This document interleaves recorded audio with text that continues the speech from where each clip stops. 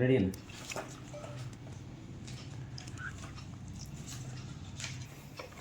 గౌరవ పాత్రికేయులకు నమస్కారం.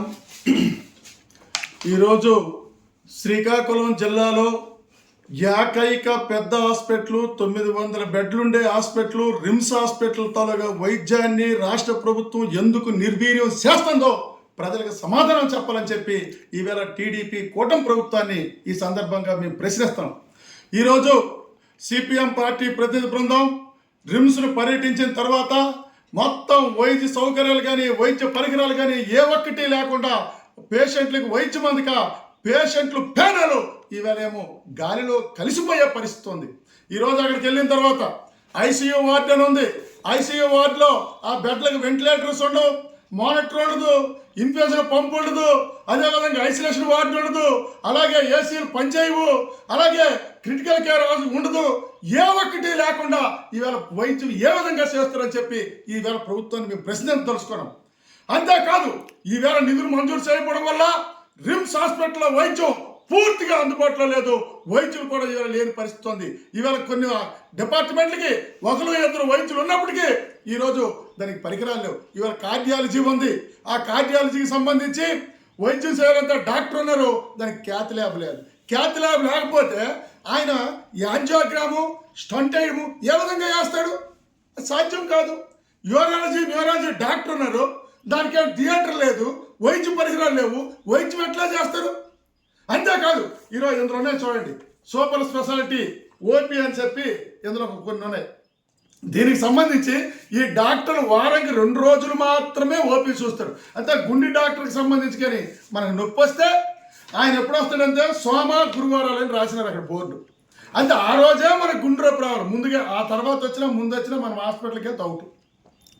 అందువల్ల ఏంటంటే మీరు సూపర్ ఎన్నికల్లోన చంద్రబాబు నాయుడు గారు, మన కేంద్ర మంత్రి రామ్మోహన్ నాయుడు గారు, మన వ్యవసాయ శాఖ మంత్రి గారు అంతా ఇది సూపర్ స్పెషాలిటీ హాస్పిటల్ చేస్తామని చెప్పినారు.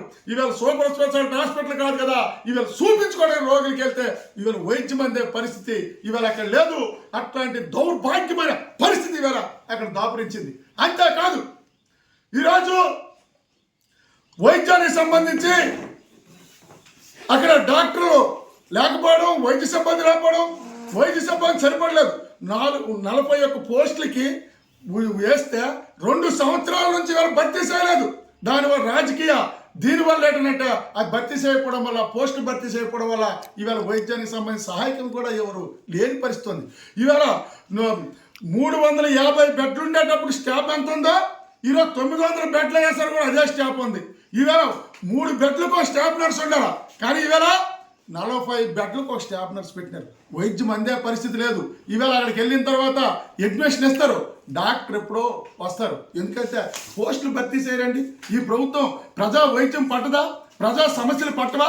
ప్రజల తాలూకు ఆరోగ్యం ఈ రాష్ట్ర ప్రభుత్వానికి పట్టదా అని చెప్పి మేము అడుగుతున్నాం. నువ్వు ఎప్పుడున్నో భూములు ఇవ్వండి, మేము పోర్టులు కడతాం, ఎయిర్పోర్ట్లు పెడతాం, భూములు గుంజుకోవాలి నువ్వు చూస్తావు తప్ప ప్రజలకు ఒక మందు పిల్లలు ఇచ్చే పరిస్థితి నీకు లేదే.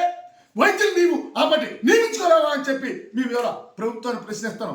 ఈవేళ ఈ జిల్లా వ్యాప్తంగా పేద ప్రజానీకం, మధ్యతరగతి ప్రజానీకం ఏదైనా జరిగితే ఇక్కడ ధర్మాసుపత్రి ఉంది, రిమ్స్ ఉంది, ఇక్కడ వైద్యం జరుగుతుంది వస్తే ఇవాళ వైద్యం చేయడానికి డాక్టర్లు లేరు, వైద్య పరికరాలు లేవు, ఎలా చేస్తారని చెప్పి ఇవాళ మేము ప్రశ్నిస్తున్నాం. ఇదేనా మీరు చేసిన వైద్యం? ఇదేనా మీరు చేసిన అభివృద్ధి? ఈ జిల్లాలో మీరు అభివృద్ధి కోసం పెద్ద ఉపన్యాసాలు చెప్తారు. ఒక మందు బిల్లు ఎవరిలో, ఒక వైద్య పోస్టులు భర్తీ చేయడంలో, వైద్య పరికరాలు ఎవరిలో మీరు ఈరోజు జిల్లా అభివృద్ధి కోసం మాట్లాడతారని మేము అడుగుతున్నాం.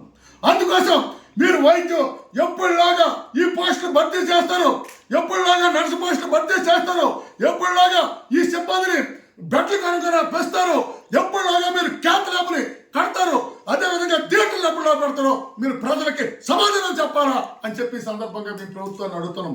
అయ్యా రామ్మోహన్ నాయుడు గారు, మీరు రిమ్స్కి ఎందుకు నిధులు కేటాయించడం లేదో ప్రజలకు సమాధానం చెప్పాలని చెప్పి మేము అడుగుతున్నాం. ఎందుకంటే పేద ప్రజలతో ప్రాణాలు వైద్యం అందుబాటులో లేక గాలిలో కలిసిపోతాయి. అనేక మందికి వైద్యం అందుబాటులో లేక ఇప్పటికీ స్వాతంత్రం 75 సంవత్సరాలు అవుతుంది. కేసీహెచ్కి తరలించవలసిన దౌర్భాగ్య పరిస్థితి ఏర్పడుతుంది. అందుకోసం దీనికి వ్యతిరేకంగా వెంటనే కానీ మీరు రిమ్స్ని కానీ వైద్య సిబ్బందిని పూర్తి చేసి కానీ చేయకపోతే పోరాటాలు తీవ్రతరం చేస్తాం. దానికి ప్రభుత్వమే బాధ్యత అని చెప్పి జారీ చేస్తున్నాం.